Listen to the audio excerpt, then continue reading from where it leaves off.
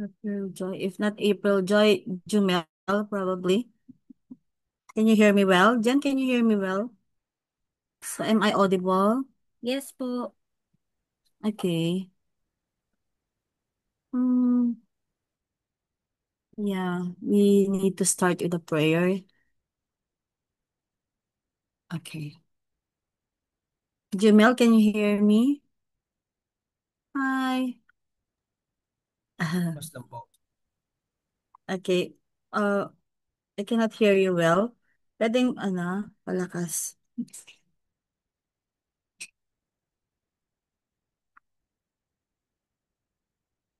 Jumel, can you lead the prayer? Nasa labas po, sorry. Nasa labas. Okay, si James na lang. Hi, James. Hello po. Could Ah, you hear me right now?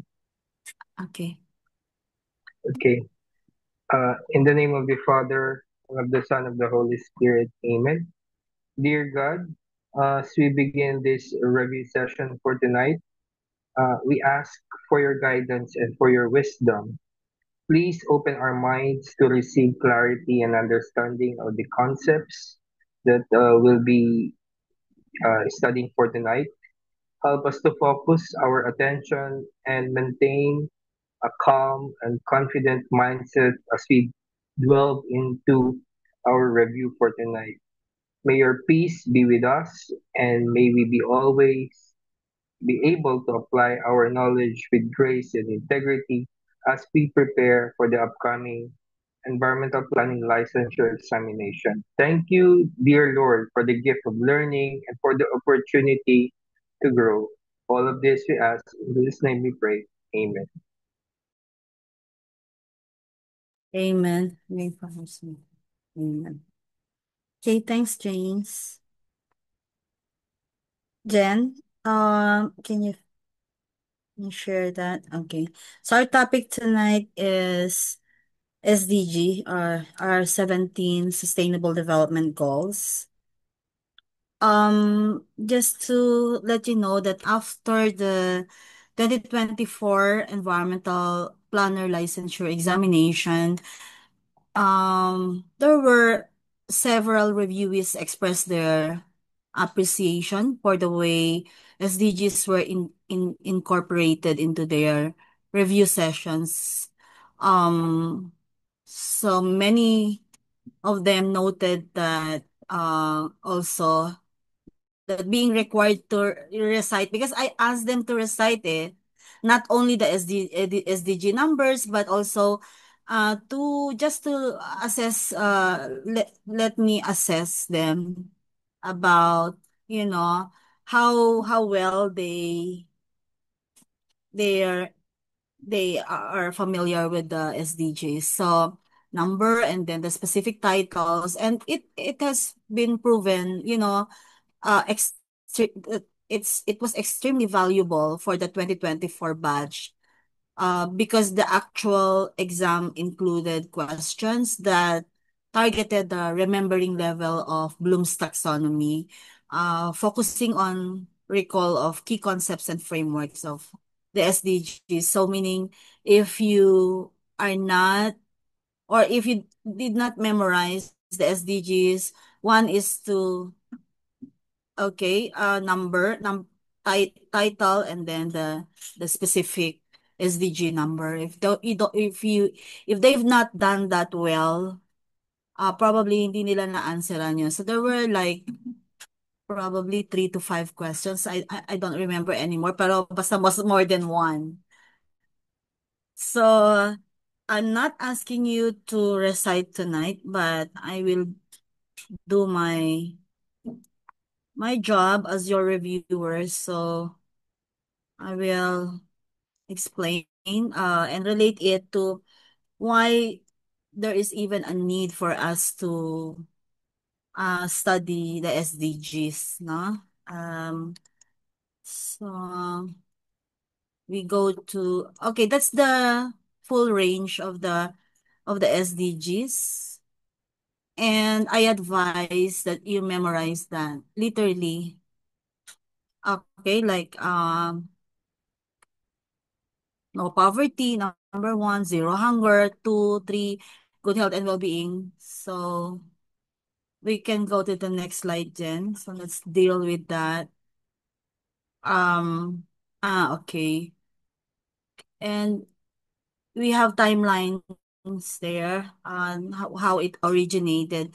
So there was the MDG before. So that's the predecessor development goals. And then after 2015 or specifically September 2015, world leaders representing 193 countries convened at the UN General Assembly to adopt a set of 17 SDGs, widely referred to as the global goals.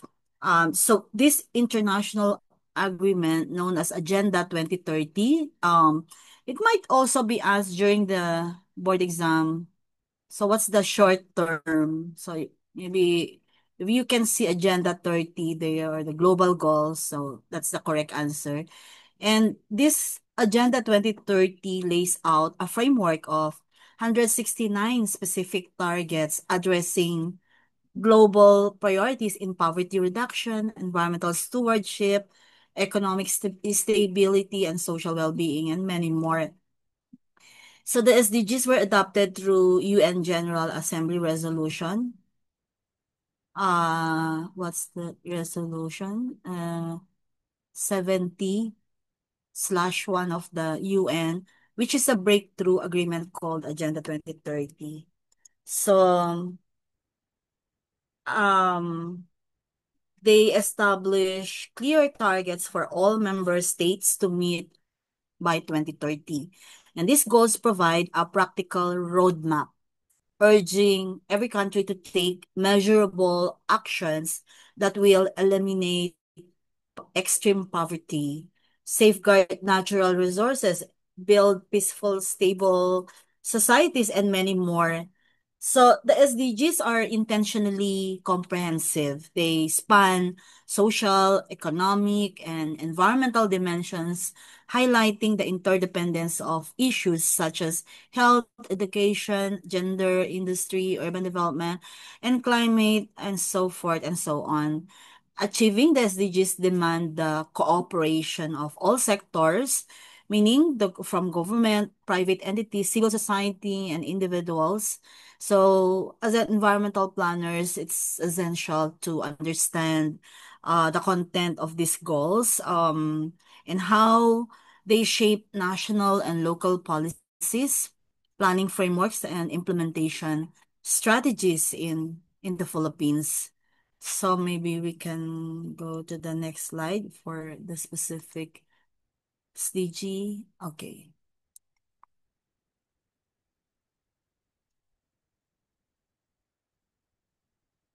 hang on. So we have SDG 1, no poverty. Okay, so of course, even the MDGs before the Millennial Development Goals, so it's about poverty.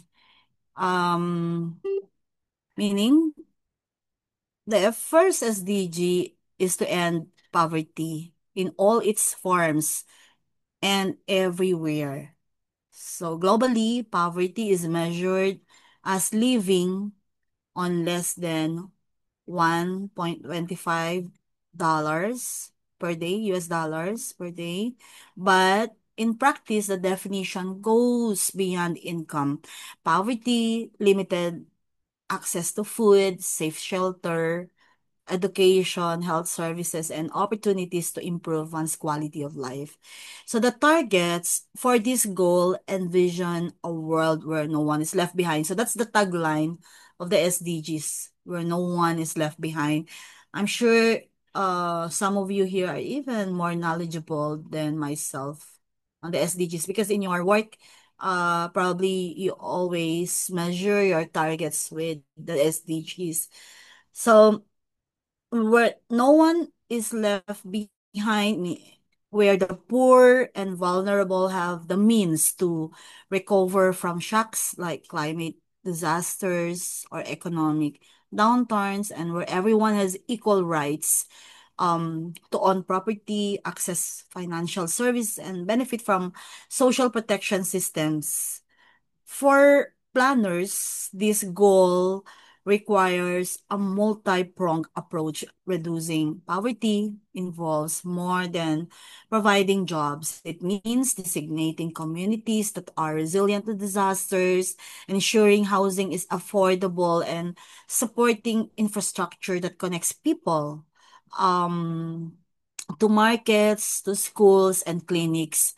It also means identifying and addressing local barriers to economic participation, whether in urban centers or rural barangays. So within this SDG number one, ending poverty in all its forms, we speak on or we tackle inclusive economic growth. It's actually a priority, okay? It's not enough for the economy to grow. Remember, we in our theory urban, we also had uh discussion. So I also discussed on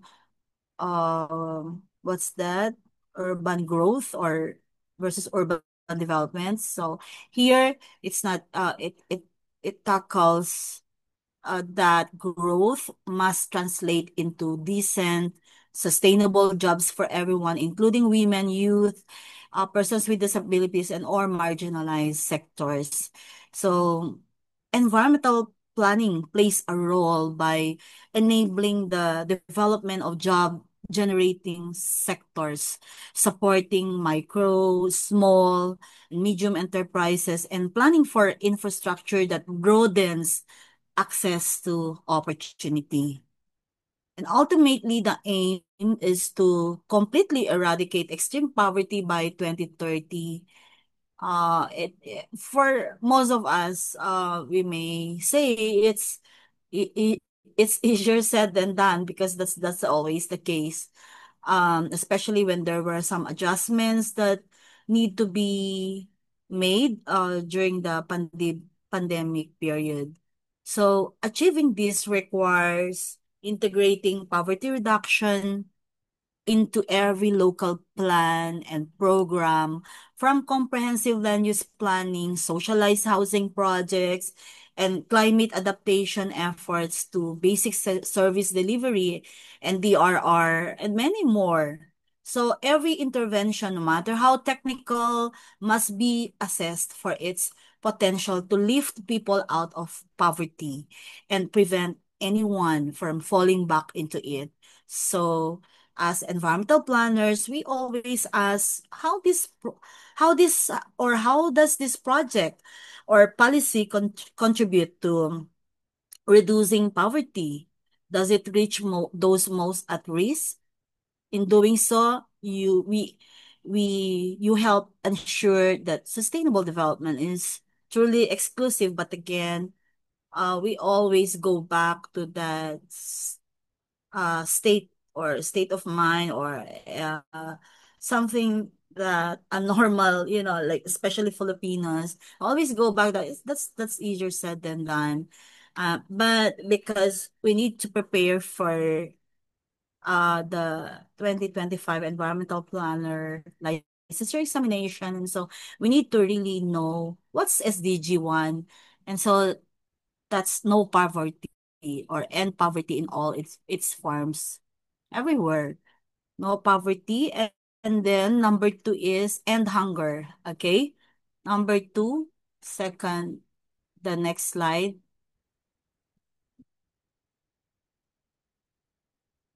Next. Okay. End hunger, achieve food security and improve nutrition and promote sustainable agriculture. Okay. Zero hunger. Zero hunger. So no poverty, uh, zero hunger. So it's related, right?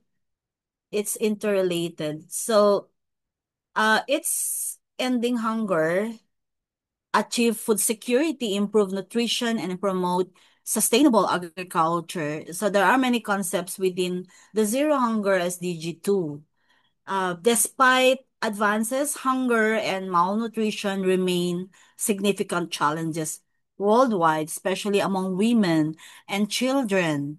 In the Philippines, food insecurity and undernutrition are persistent issues, particularly in rural areas and among vulnerable groups. So this goal recognizes that the food and agricultural sector um, are essential for development.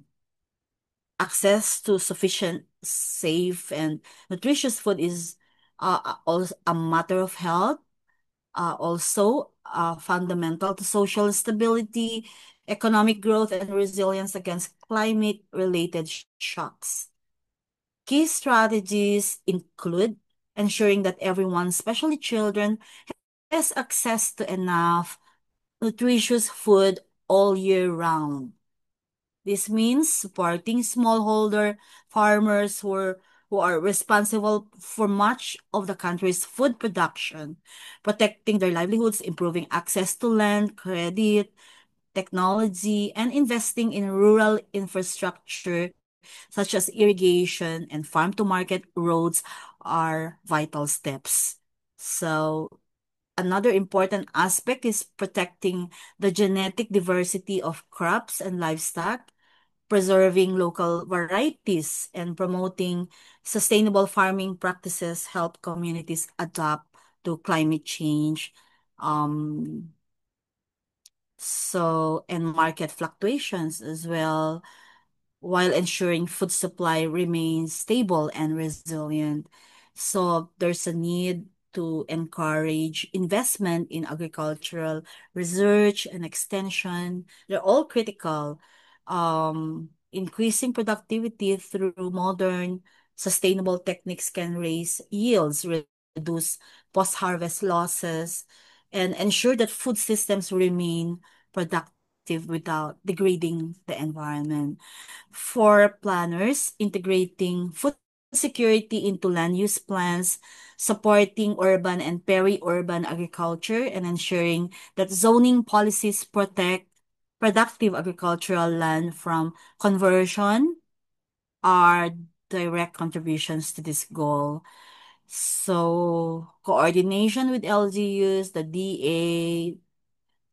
the Department of Agrarian Reform and other stakeholders is crucial in implementing this strategies. So as future environmental planners, always consider how policies and projects impact food systems. Every plan should address um, not just economic development alone, also the fundamental need for food security and sustainable agriculture for all communities. We can go to the next slide.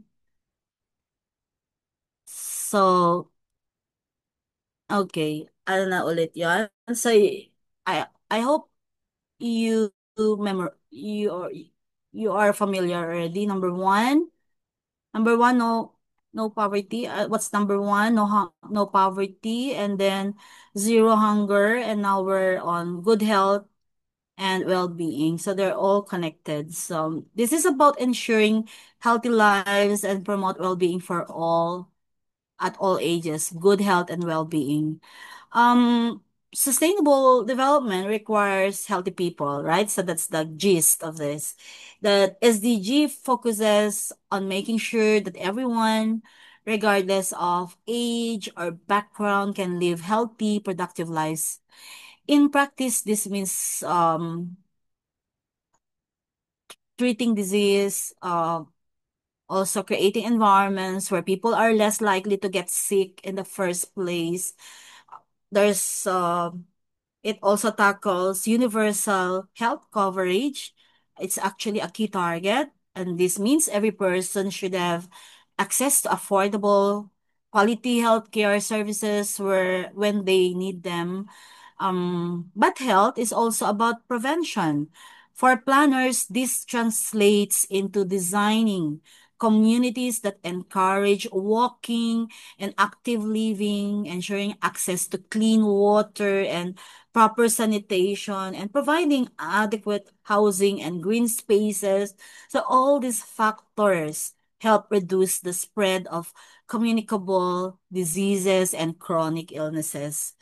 Environmental planning has a direct impact on health outcomes. Exposure to air and water pollution, poor waste management also, and overcrowding can increase the risks of diseases like tuberculosis, dengue, and respiratory illnesses, and many more.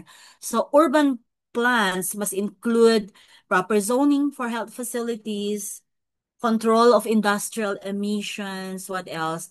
Also, we must always remember uh providing buffer zones, buffer zones between residential and hazardous areas.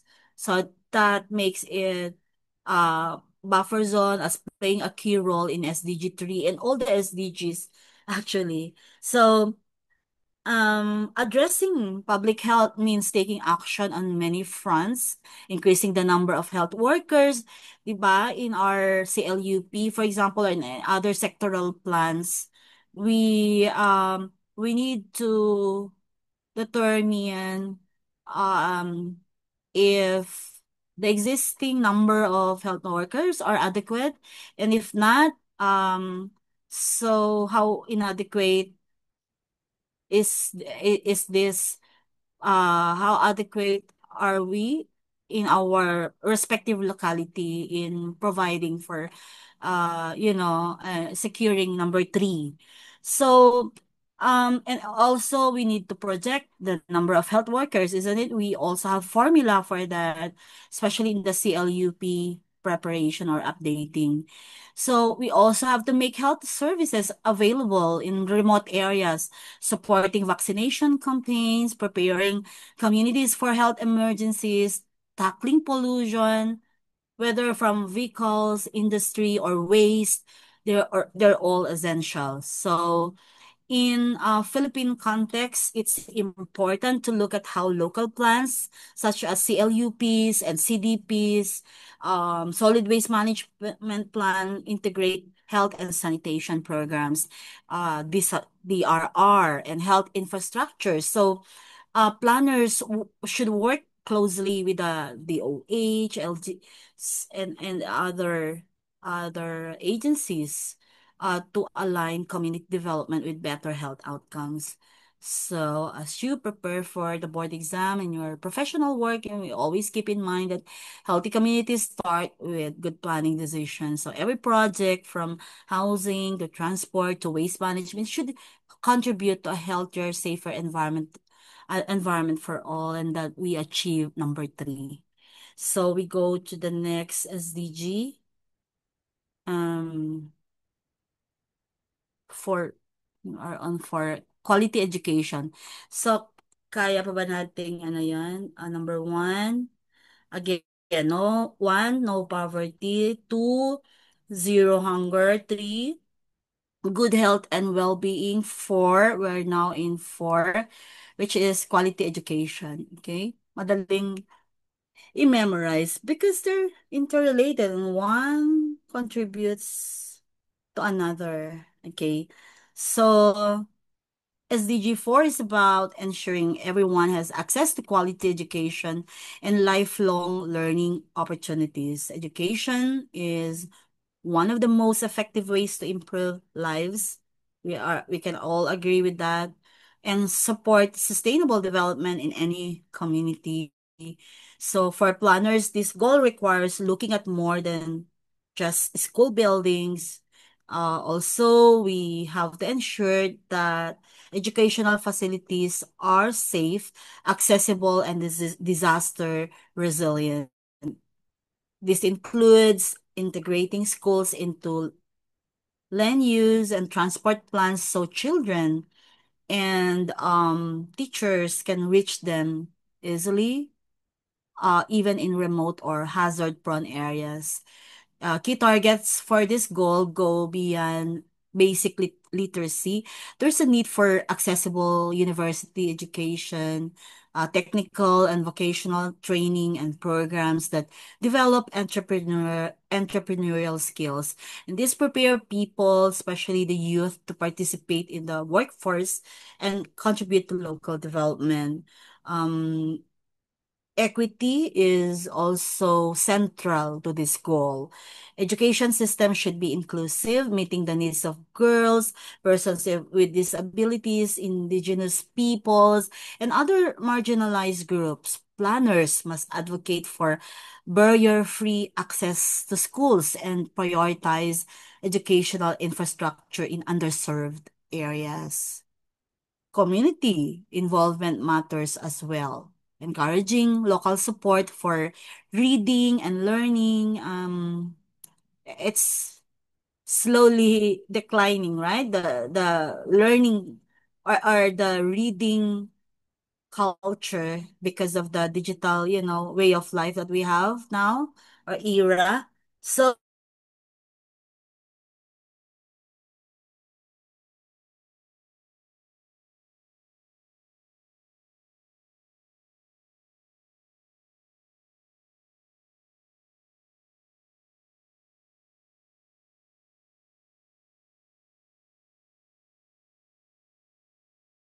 comprehensive plans.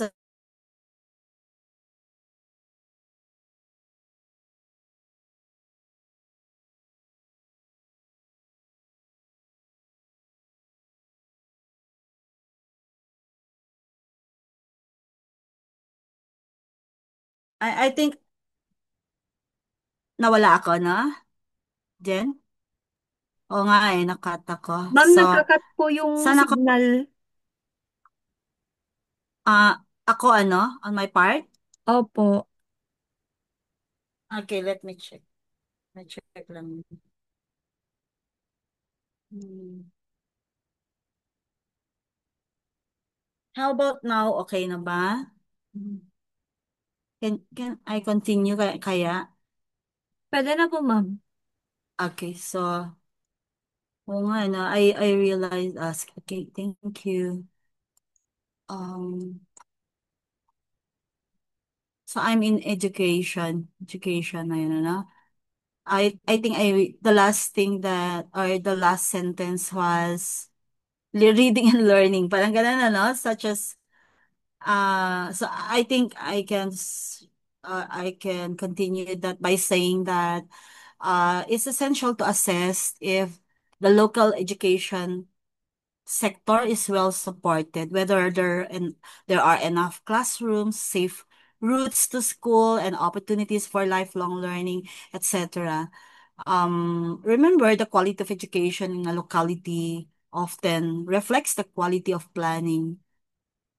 So every child and adult should have a fair chance to learn, to grow, and contribute to society. So that's how I interpret SDG 4, quality education. So um let's go to 5, gender equality. The next slide. So I will repeat again. Number 1, no poverty. 2, zero hunger. 3, good health and well-being. 4, quality education, and we're now on gender equality. Okay, so that's how our memory should work.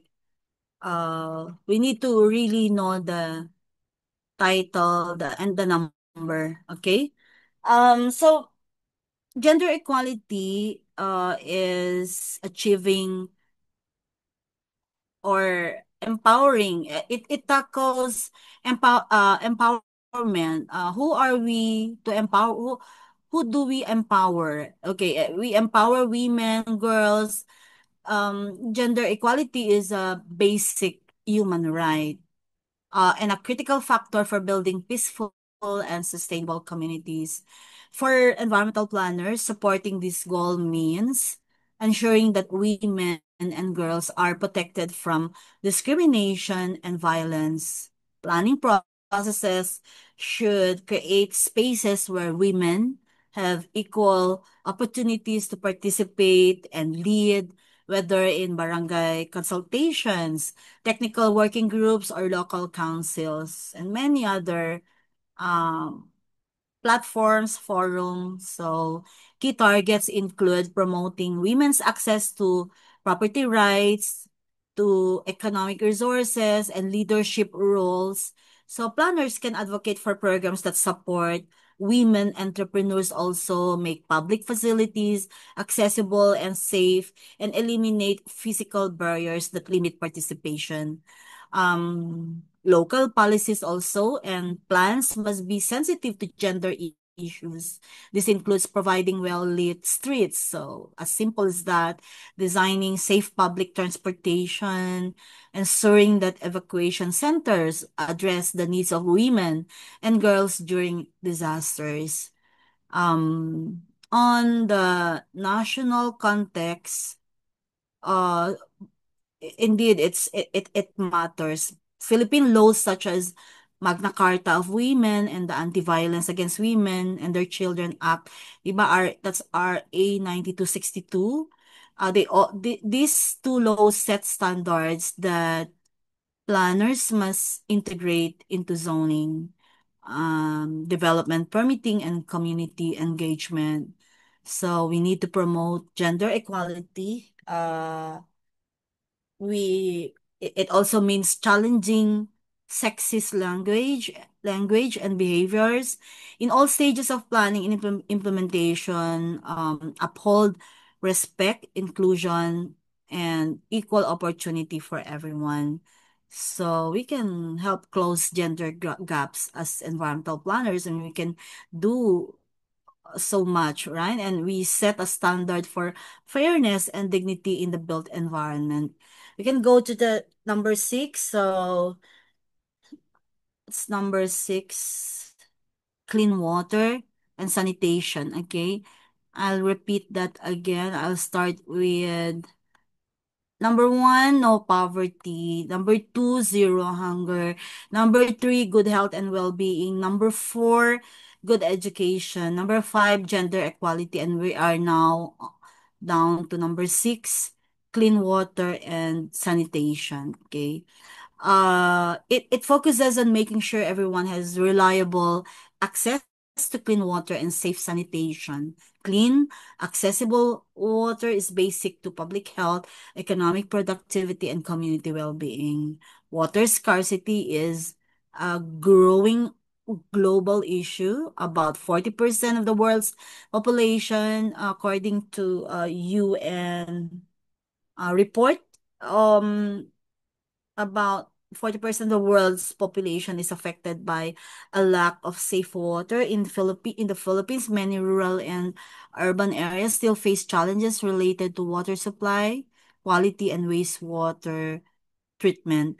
For planners, this goal means prioritizing investments in water supply systems, sewerage, and sanitation infrastructure. Programs should support installation and maintenance of safe toilets, hand washing stations, effective wastewater disposal, and many more. And so in our land use plans, we must protect water sources such as watersheds, rivers, groundwater by regulating development in recharge areas, for example, and enforcing buffer zones. So planners should integrate rainwater harvesting, water recycling, and demand management into new developments. Also, we need to protect ecosystems that supply water. The is equally important. Environmental planners work with uh water districts, DNR, to conserve watersheds, prevent contamination, and restore degraded areas. So we also need education campaigns that promote water conservation, reduce wastage, and support sustainable practices to ensure long-term water security. So in all planning activities, whether in urban or rural settings, we make sure that access to water and sanitation is a top priority. And these are essential services that support health, dignity, and resilience in every community. So we can go to the next one, number 7, affordable and clean energy. Affordable and clean energy. So I'll go back again to number 1. Okay. Uh, Number 1, no poverty. Number 2, zero hunger. Number 3, grow good health and well-being. Number 4, quality education. 5, gender equality. 6, clean water and sanitation. And we're down to number 7, affordable and clean energy. Access to energy is a basic requirement for development, economic growth, and daily living. SDG 7 aims to make energy services affordable, reliable, sustainable, and modern for all communities. In UN report, it said globally around 1.3 billion people still live without electricity. In the Philippines, there are still off-grid areas and remote CTOs or barangays where reliable power is unavailable or costly. Um, but it's really costly, like a normal, statement, right? So, um, we need to be very serious about SDG 7, by the way. So this limits opportunities for education, business, and even access to clean water and healthcare. The goal encourages the shift to renewable energy sources, such as solar, wind, hydro, biomass. So increasing the share of renewables in the energy mix reduces the dependence on fossil fuels. It also cuts greenhouse gas emissions and lowers pollution levels. So efficiency is equally important. This means promoting energy saving technologies and practices like efficient lighting, appliances, and building designs in homes, schools, businesses, and these steps help reduce costs for households and local governments while conserving resources. It's actually this industry globally is um one of the most yeah one of the highest or top um industry today, which is renewable renewable energy sector. And so for environmental planners, we need to integrate energy considerations into land use and development plans.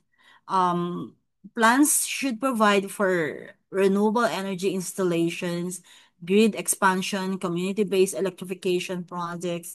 So zoning can support siting of solar farms or micro hydro systems, especially in rural and island communities. Right now, my team is developing or establishing some areas, especially in provinces, on not just photovoltaic solar, energy, but also agro or agrivoltaic. So it's a combination of especially biomass, So I think it's easier to advocate for agrivoltaic. So it means combining still agricultural use at the same time this renewable energy.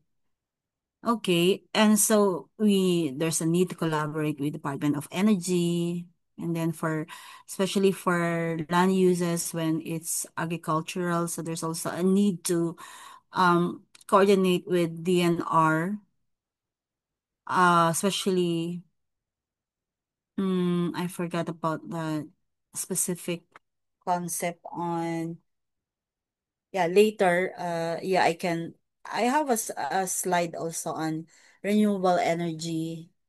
So that some of you here who are not familiar can also look at it.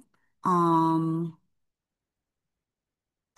the bottom line here now for this particular number 7 SDG, as environmental planners, we need to integrate energy considerations into land use and development plans. And so we provide for renewable energy installations. I think I mentioned about grid expansion, community-based electrification projects. And so collaboration is key here to ensure that plans respond to local needs and support national targets for energy access and sustainability. So we consider how energy policies and projects affect local development. So next is 8, SDG 8. Okay, that's decent work and economic growth. Decent work and economic growth. Okay. So again, one of poverty. So I really need to be patient doing this one so that everyone here would be able to memorize right here, right now, right at this very moment, okay? Because tomorrow is another day. Tomorrow we again have a new topic, and so if you go back to this tomorrow, you delay your progress in your review. Okay? So, 1, no poverty. 2, zero hunger. 3, good health and well-being. 4, quality education. 5, gender equality. 6, clean water and sanitation. 7, affordable and clean energy. And we're now on decent work and economic growth for SDG 8. It calls for sustained and inclusive economic growth. Okay, with opportunities for decent and productive work for everyone.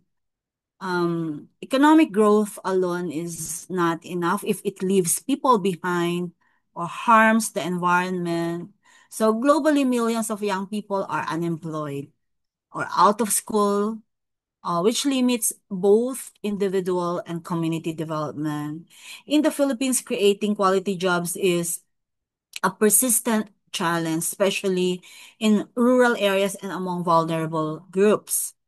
For planners, this goal means designing communities that support job creation, entrepreneurship, and business development. So, land use plans can identify sites for industrial estates, for example, for business districts and skills training centers, ensuring these are accessible to the local workforce. So, connectivity between residential areas and employment hubs through reliable transport and digital infrastructure. They're all essential. And so this SDG also emphasizes innovation and the need to separate economic growth from environmental damage. Planners can promote investments in green industries, for example, eco-friendly enterprises, sustainable tourism, which create jobs without degrading natural resources. Again, it's a sort of easier said than done sort of thing, right? So we keep going. Policies that ensure fair wages, safe working conditions, and equal employment opportunities must be integrated into local and regional plans. So we need to support equal opportunity employers and businesses with ethical practices which which helps build resilient local economies. So our role as planners is to create conditions where people can find stable work, improve livelihoods, and contribute to a thriving, sustainable economy. So that's SDG 8. decent work, and economic growth. We go to number 9. Okay. 9 is industry, innovation, and infrastructure. Industry, innovation, and infrastructure. 3 I's. It's easy to memorize that. Okay. Again, 1, SDG 1, no poverty. 2, zero hunger. 3, good health and well-being. 4, quality education. 5, gender equality. 6, clean water and sanitation. 7, affordable and clean energy. 8, decent work and economic growth. And then 9, industry, innovation, and infrastructure. So it highlights the importance of building resilient infrastructure, supporting sustainable industrialization, and encouraging innovation. uh what when we say reliable infrastructure, so these are our roads, bridges, utilities, digital networks. They're all backbone of economic development and public service delivery. In the Philippines, gaps in infrastructure can slow down growth, limit access to markets, and restrict opportunities in both urban and rural areas. So addressing these challenges means prioritizing investments that improve transport, energy, and communications, while making sure projects are disaster resilient and environmentally sound. So a key focus of this goal is promoting industries that use resources efficiently and reduce pollution, encouraging the use of clean technologies, for example, yes, and sustainable production methods, minimizes environmental impact and supports long-term development. Innovation is also essential. So for 9, number 9, innovation is yeah, we should look for ways to support local enterprises, research institutions, and startups that develop new solutions, whether for waste management, renewable energy, or more efficient use of resources. So we can also include in our framework, in this context, such as repurposing old materials and retrofitting existing infrastructure for new uses are practical steps toward sustainability. So every comprehensive plan should examine how infrastructure projects contribute to economic growth, job creation, and environmental protection, among others. Partnerships between government, business, and research sectors can accelerate progress and ensure that no community is left behind in SDG 9. So again, planners play a central role in guiding industrial growth. So it supports both prosperity and sustainability. So that's SDG 9. We can go to 10. Okay. SDG 10 is reduce inequalities. Reduce inequalities. We can go again to 1. That's number 1, no poverty. Number 2, zero hunger. 3, good health and well-being. 4, quality education. 5, gender equality. 5, gender equality. 6, clean water and sanitation. 7, affordable and clean energy. 8, decent work and economic growth. 9, industry, innovation, and infrastructure. 10, reduce inequalities. Okay, so SDG 10 addresses the need to reduce inequality both within and among countries. Inequality is a persistent issue, whether in income, access to services, or opportunities for participation. Marginalized groups such as indigenous peoples, our PWDs, and the urban poor are often the most affected. So we need policies to reduce inequality, and they need to be inclusive and making sure everyone benefits regardless of background. This involves removing barriers to education, employment, housing, and basic services. So land use plans and local policies must be designed to address the specific needs of disadvantaged groups. This goal also covers financial and economic policies such as regulating markets to prevent exploitation and making sure migration processes are safe and orderly. Safe migration pathways are especially relevant in the Philippine context, given the high number of overseas workers. Environmental planners can influence outcomes by promoting participatory planning processes, supporting inclusive zoning, and ensuring equitable distribution of infrastructure and services. So projects should be evaluated for their impact on vulnerable groups with adjustments made to maximize inclusion. So we have social and environmental safeguards that are that's that is a must um in especially in infrastructure planning and implementation. So um discrimination, whether based on gender, ethnicity, religion, or economic status must be confronted at all levels. So we have the responsibility to raise concerns when policies or projects perpetuate exclusion. So we can go to the next 11. This was actually the theme in our 2024, was it 2024? No, 2023 National Convention in Bohol for the Philippine Institute of Environmental Planners. So that's sustainable cities and communities. Okay, so I'll do that again for number one. That's one, no poverty. Siguro naman ano, this exercise would, after the class, I can call some people to recite on the 17 without looking at notes. Okay? One, no poverty. Two, zero hunger.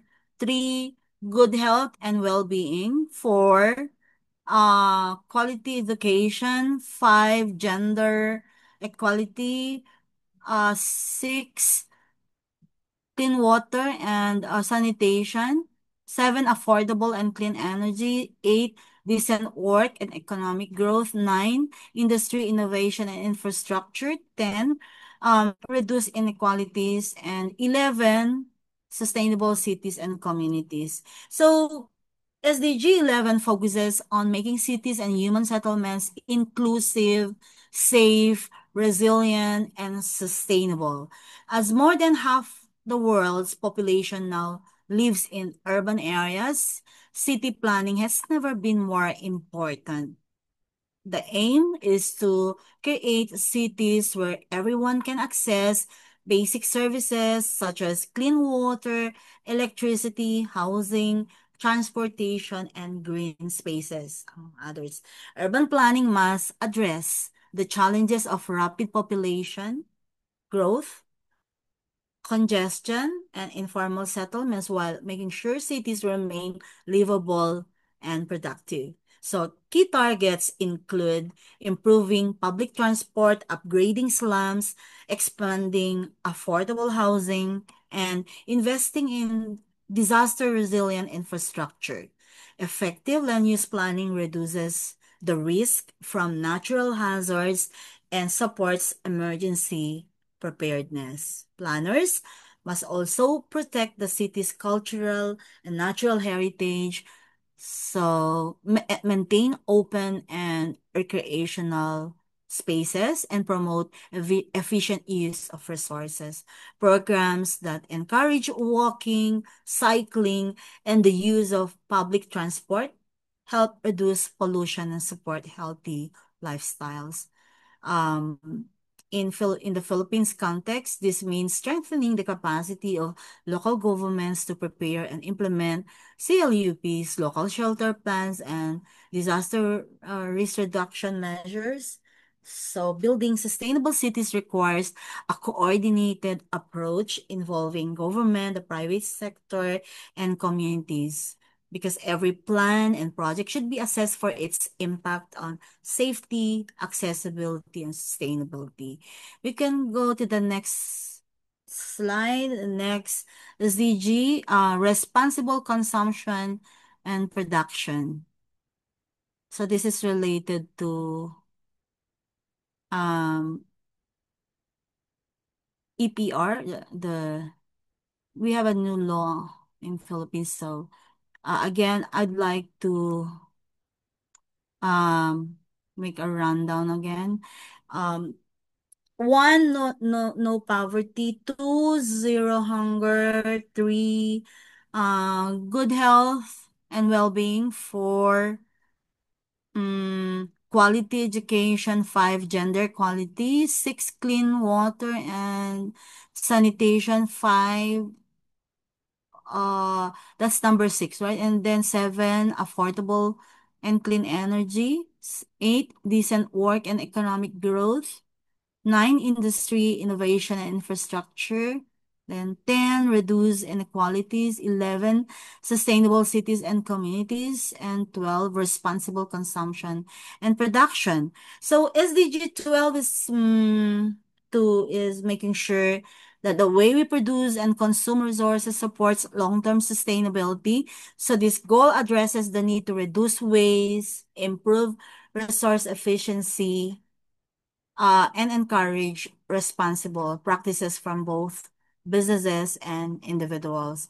Key areas include reducing food loss and waste throughout supply chains, promoting sustainable business operations, and educating the public about the environmental impact of their everyday choices. So local government units can set examples by adopting green procurement policies, promoting eco-labeling, and supporting enterprises that prioritize sustainability. So recycling is a practical step. So this is aligned with yeah, with what's the um I forget the key concept, but of course, recycling is we recover encouraging recovery of paper, glass, plastics, aluminum, and other materials, prevent this from ending up in landfills, and reduces the need for new raw materials. So, planning solid waste management systems that support segregation, recycling, and composting is a concrete way for planners to contribute. So, sustainable consumption also means advocating for reduced use of single-use plastics, supporting circular also. That's the a concept supporting circular economy initiatives, and designing communities where resources are used efficiently. So for planners, integrating these principles into local development plans, zoning, and public education campaigns. So IEC here is very important. That should strengthen the shift toward more sustainable communities. So, what is that law on the EPR? The di ba we have a new law? Someone here who is a Menro, extended producer responsibility, right? The EPR. So that's our new law, 9003, and then we have the extended producer responsibility, and that's the RA 11898. RA 9003 and then RA uh 11898, that you know especially for plastic packaging waste. And under that law of RA 11898, enterprises are obliged to develop and implement programs for the recoveries, recycling, and environmentally sound disposal of plastic packaging. So, after 12, we have 13. That's climate action. Climate action, number 13. Next slide. Is it? Okay. We start again with number one. One, no poverty. Two, zero hunger. Three, good health and well-being. Four, quality education. Five, gender equality. Six, clean water and sanitation. Um, 7, affordable and clean energy. 8, decent work and economic growth. 9, industry, innovation and infrastructure. 10, reduce inequalities. 11, sustainable cities and communities. 12, responsible consumption and production. And then 13 is climate action. SDG 13, climate action, of course, calls for urgent action to address climate change and its impacts. Climate change is a reality that affects every community through extreme weather, rising sea levels, and threats to food and water security. This goal is closely linked to the Paris Agreement, an international treaty adopted in December 2015. Under this agreement, countries commit to limit global warming to well below 2 degrees Celsius with efforts to keep it below 1.5 degrees. The Paris Agreement guides nations, including the Philippines, in adopting national and local measures to reduce greenhouse gas emissions and strengthen climate resilience. So for environmental planners, climate action is integrated into every stage of development. This means conducting climate risk assessments, mainstreaming adaptation and mitigation strategies into CLUPs, and supporting green infrastructure.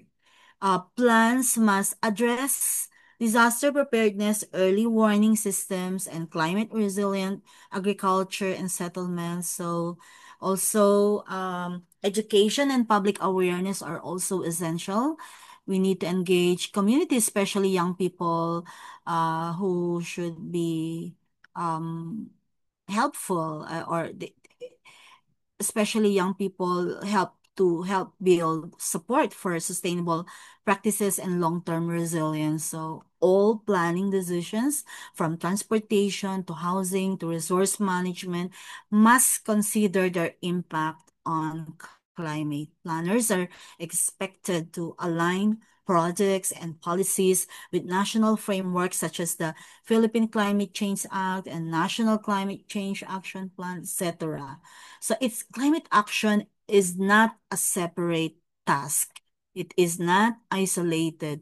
It is a core responsibility for every planner committed to sustainable and resilient communities. We go to the next slide. We are now on SDG 14, life below water. Life below water. So, number one, no poverty. Number two, zero hunger. Three, good health and well-being. Four, quality education. Five, gender equality. Six, clean water and sanitation. 7, affordable and clean energy. 8, decent work and economic growth. 9, industry, innovation and infrastructure. Um, 10, reduce inequalities. 11, sustainable cities and communities. 12, responsible consumption and production. Um, that's 12. And then 13, climate action, and now 14, life below water. SDG 14 is protecting and sustainably using the oceans, seas, and marine resources. Oceans are essential for life.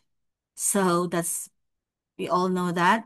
They provide food, jobs, and climate regulation. However, overfishing, pollution, and climate change have put these resources under serious threat. Careful management is necessary to ensure that marine ecosystems remain healthy. This means regulating fishing to prevent depletion, creating marine protected areas, and enforcing rules that limit pollution from land-based and sea-based sources. We also need to reduce the use of plastics, especially single-use bags and packaging, uh, to help keep marine environments clean. Planners are involved in coastal zone management, supporting programs that restore mangroves, seagrass, and coral reefs. So land use plans must also prevent developments that increase runoff or destroy critical habitats. Integrating marine conservation into local development plans is essential,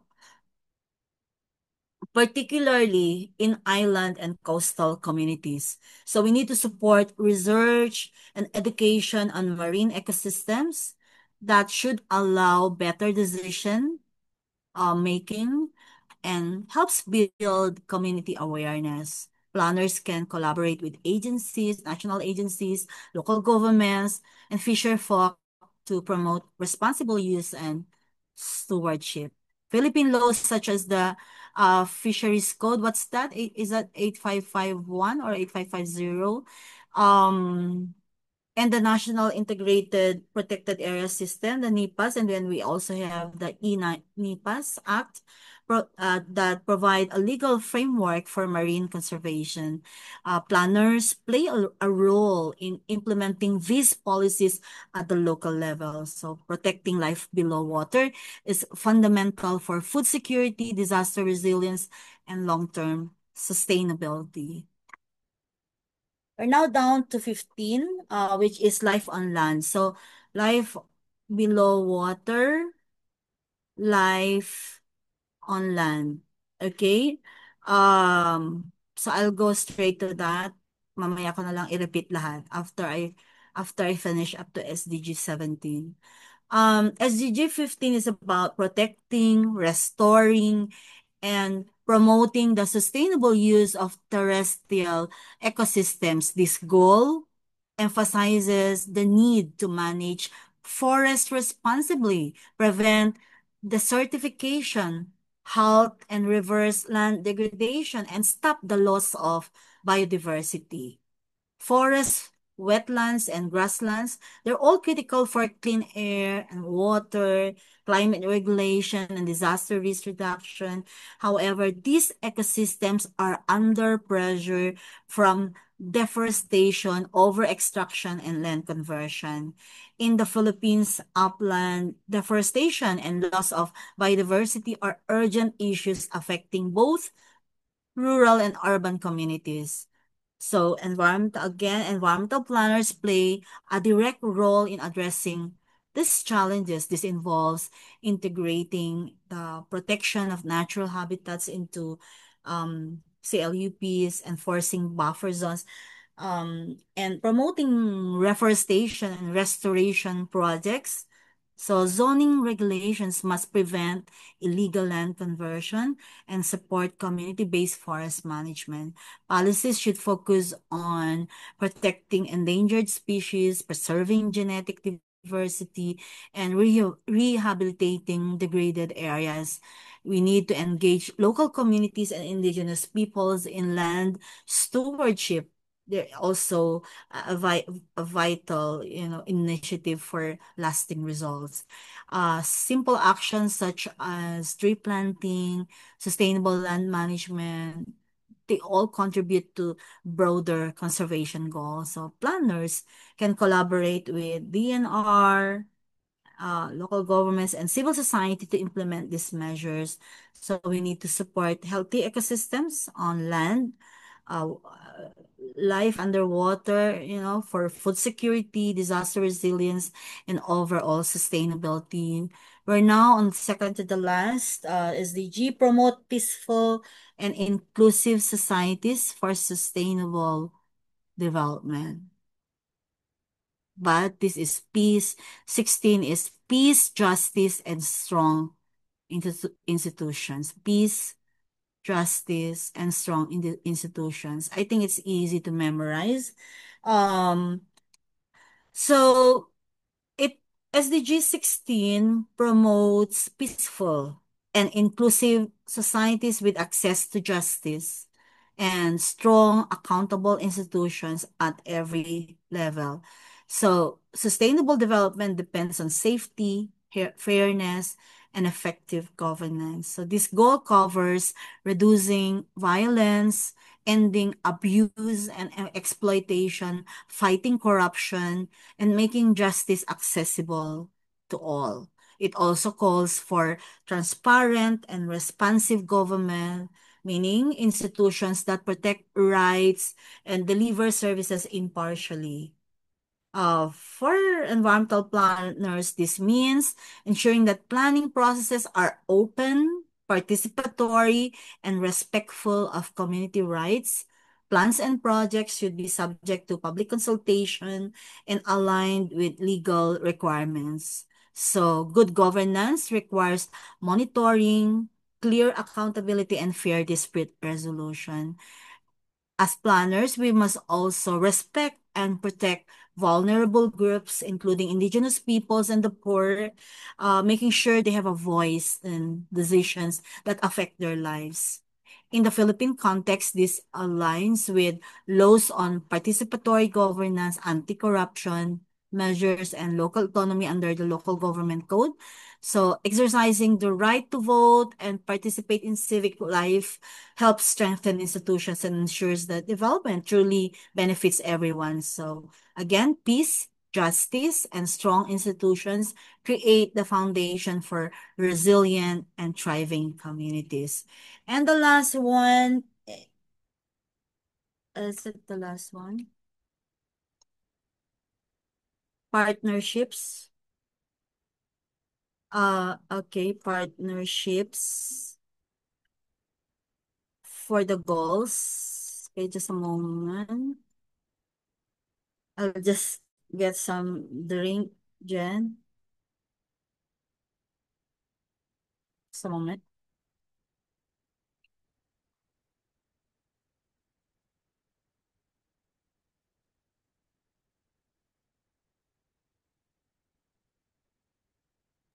Ma'am? Ah, inom lang ako. Ay, sige po.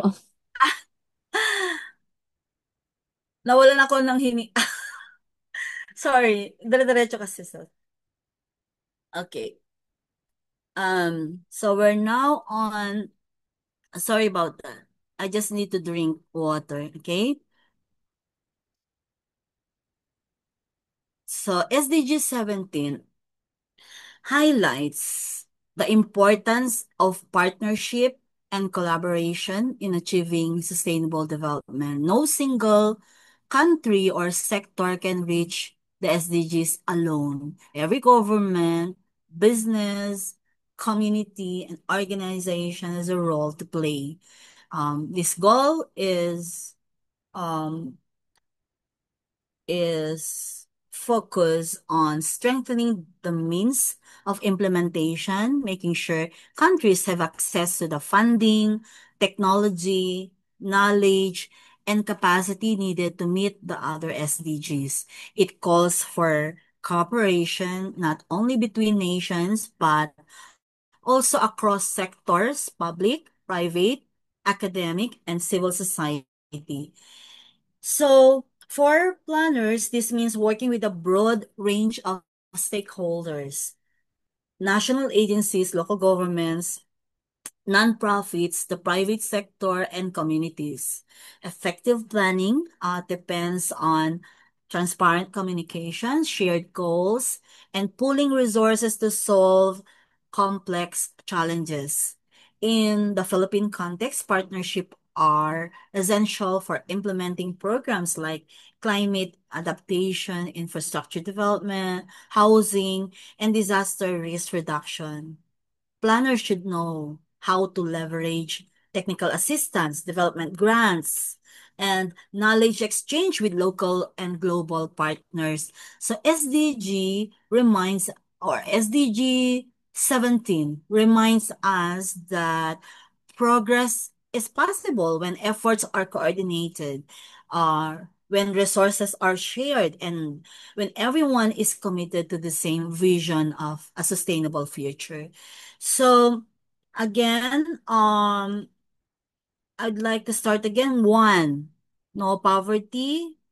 Two, zero hunger. Three, good health and well-being. Four, quality education. Five, gender equality. Six, clean water and sanitation. Seven, affordable and clean energy. Eight, decent work and economic growth. Nine, industry, innovation, and infrastructure. 10, reduce inequalities. 11, sustainable cities and communities. 12, responsible consumption and production. 11, climate, no, 13, sorry, climate action. 14, life below water. 15, life on land.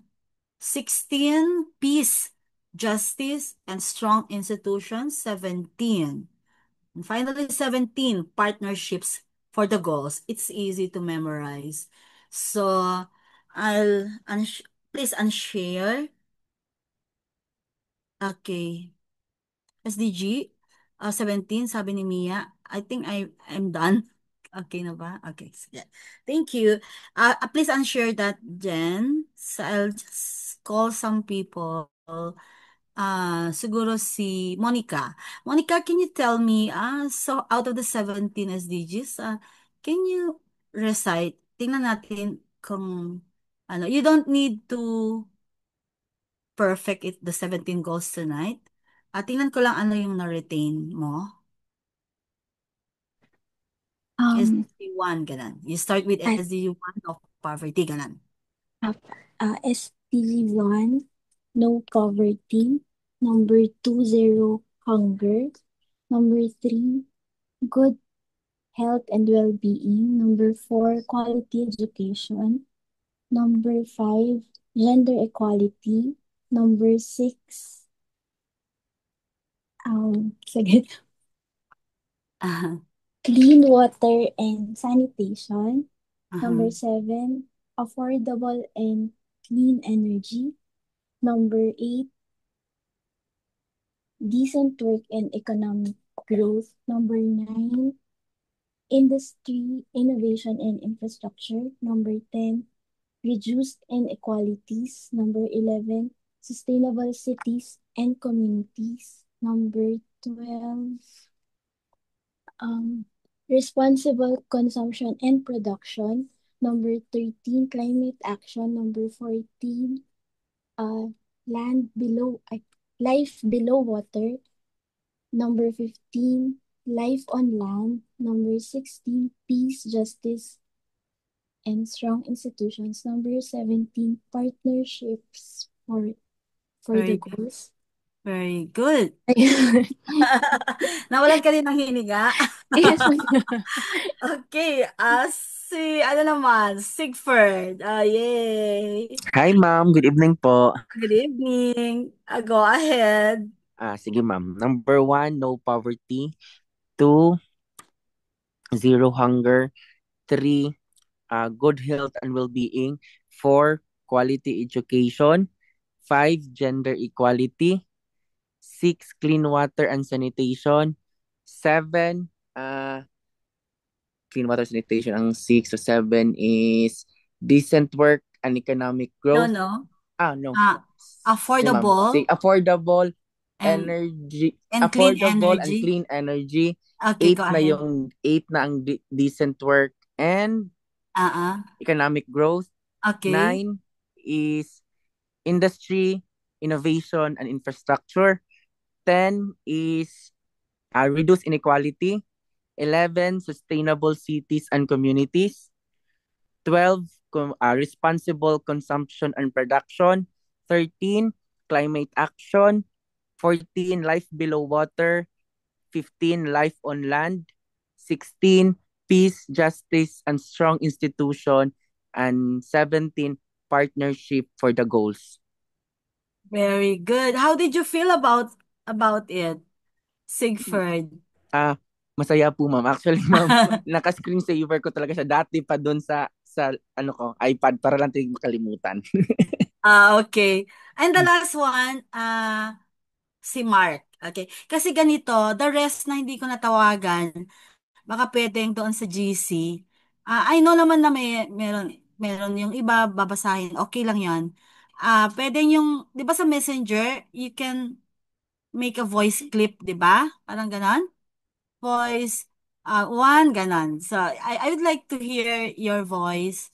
One, ano, ganon, no poverty. Number two. So that you will make use of that. Parang review na natin din yan. Ano? So, for tonight, I'll end with Mark and the rest, please send a voice clip at our GC, yung official GC natin. Okay? I know na some of you, are not able to memorize yet, pero gusto ko lang marinig. Okay, Mark, go ahead. Hello po, ma'am. Okay. I-try ko po, ma'am. Number All right. 1 po, ma'am, is no poverty. Number 2, zero hunger. Number 3, good health. Number 4, quality education. Number 5 is gender equality. Number 6 is clean water and sanitation. Number 7 is um yung ano yung energy, affordable and clean energy. Number 8 is yung decent work and economic growth ba yun. Number 9 is yung III, yun yung innovation, industry and Industry infrastructure. muna. Industry. Industry, basta Yeah. III yung Sige. remember ko. Industry. Industry, Innovation. innovation and infrastructure. Okay. Number 10 is yung uh, reduce inequality, ito yun, reduce inequality. Number 11 is SCC, yun, sustainable cities and communities. Number 12 ay yung parang yung responsible consumption and production. Number 13 yung climate change or climate action. Tapos yung number 14 is life below water. 15, life above land or life on land. Mm-hmm. Yung 16 is yung parang peace and security. Parang gano'n man, basta may peace yun. Peace. Okay. Oo, PJS siguro, no? oo, PJSI. oo. Peace, Peace, justice, justice, and strong a institutions. strong institution. Okay. Tapos yung number 17, yung partnership for the goals. Ito yun. Parang gano'n man. Okay. So how do you feel about it now, Mark? Memorize ko yan siya dati, ma'am. Noon Tapos, pa. Oo. yes, ma'am. Pero hanggang sa number 7 lang ata yun. Ngayon ko lang Number natapos. 7. Like 2023, ganon. Hindi, Sorry. kuan, ma'am, nung mga, anong, 2024. mga April ata. Tapos, ngayon ko lang natapos. Hanggang 7 lang yung na-memorize ko. Tapos, Tonight. Tonight, di tonight lang ba? sa Na-pressure ka pag-discuss. ba? Okay. Yes po. Okay, okay. So, ganun na lang gagawin natin kasi it matters na memorize din yun. You will appreciate it pag lumabas yun. Kung if there will be 5 questions, o, di ba? And yun lang yung kailangan mo to top, di ba? For example, you have a fighting chance as of tonight, di ba? Na mag-top, parang ganon. So, kasi hindi naman lahat ay, hindi nila, they will not expect na yung SSDG na yan ay ibibigay na parang remembering level, sa remembering level, no? Memory work. So kapag kayo, this group, this special group, would be able to do that. I mean, to memorize and remember them during the actual board exam. So, I will be the happiest person on earth. So, yung mga hindi pa nakakaano, yung sa voice clip lang sa messenger, okay? If not tonight, tomorrow. Okay? Yung natural, para yun na yung review piece din ninyo, review material ninyo for yourself. And you can also hear your other co-reviewees on their own voice clips. So, again, thank you everyone. It made me happy for tonight for the 3 people that were cited. So thank you. Jen, take it away.